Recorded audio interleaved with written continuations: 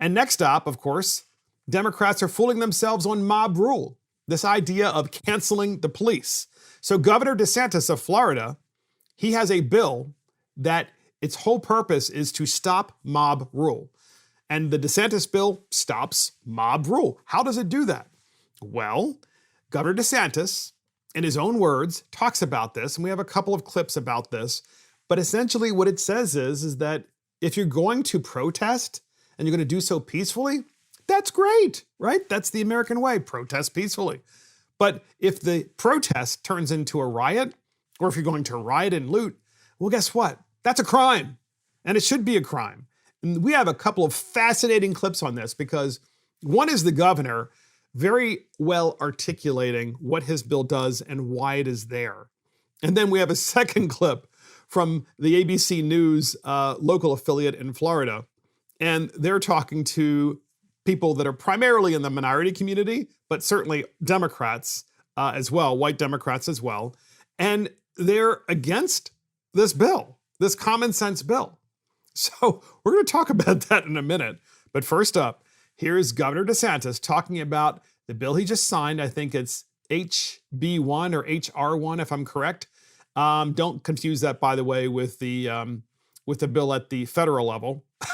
It's not the same bill. This is just a state bill that stops mob rule and makes it a crime to riot.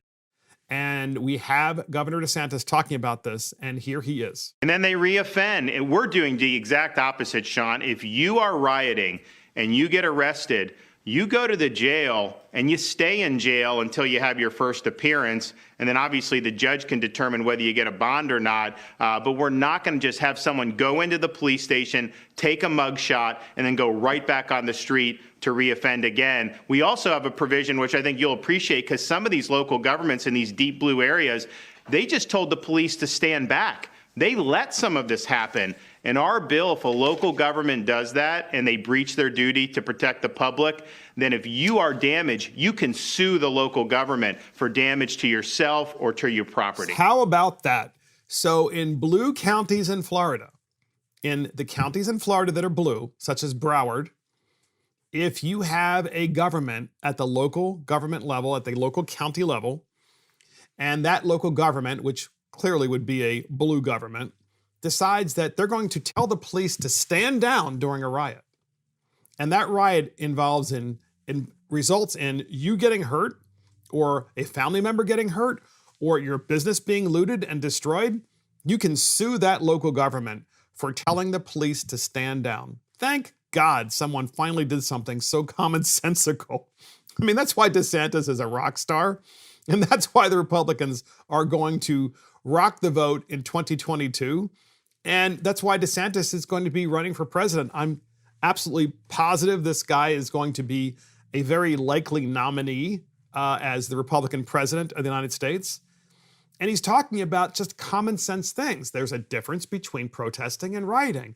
There's also a difference between a local government saying to the police officers, you need to enforce public safety, and a local government saying, incredibly, no, stand down.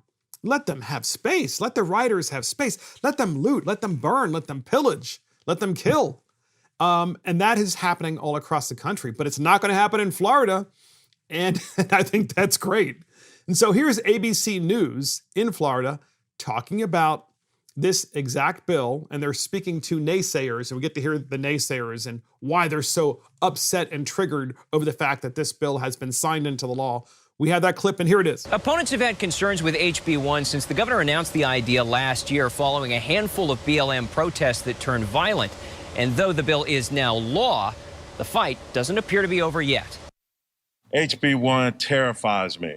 A coalition of state Democrats fearful and fuming in Tallahassee Monday as DeSantis made HB1 official. We promise and we deliver. Members calling it a dark moment worried the new law's enhanced penalties for violent protest are too broad. That peaceful demonstrators will be swept up and minority voices suppressed. I'm happy to stand with my colleagues today and to let Governor DeSantis know that you have just declared war on the First Amendment. Can you imagine? So this shows you how out of touch the left is, right? They're saying at this ABC News Action press conference, where ABC News is covering the press conference, these Democrats are saying that the governor is declaring war on the First Amendment. No, he's not.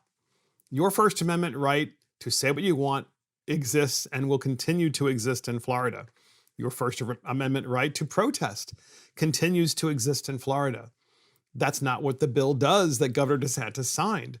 The bill specifically says that if you riot, you are going to you're not going to be able to get out of jail, and you're going to spend at least 6 months in jail, first of all. And we're not going to let you out. We're not going to just fingerprint you, process you, and then open the door and say, oh, now you're free to go do it all over again. No, you're staying in jail. You're staying in jail.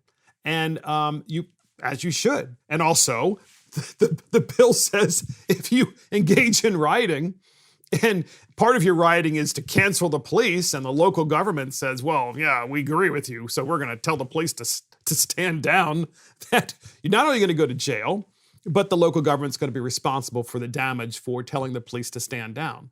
And only in the Democrat Party would this be considered against the First Amendment, because in the Democrat Party, the First Amendment apparently includes rioting.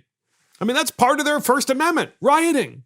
I mean, this is why they're going to lose in 2022. Another reason why they're going to lose in 2022. And that's DeSantis' bill stops mob rule. Thank goodness, way to go, Governor DeSantis.